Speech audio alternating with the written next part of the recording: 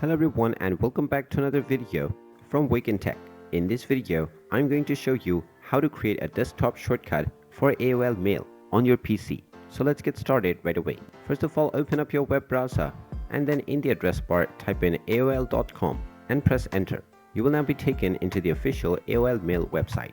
Now from the home page, click on Mail and you will be taken into your email page.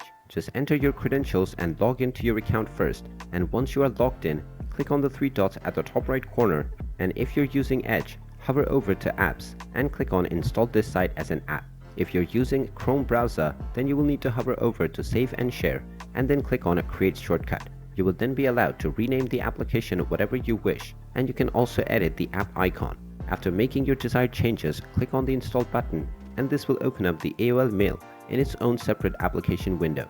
Make sure to click on Create Desktop Shortcut in the checkbox and then click on Allow. Then click on Yes, and this will create the application shortcut within your desktop right away.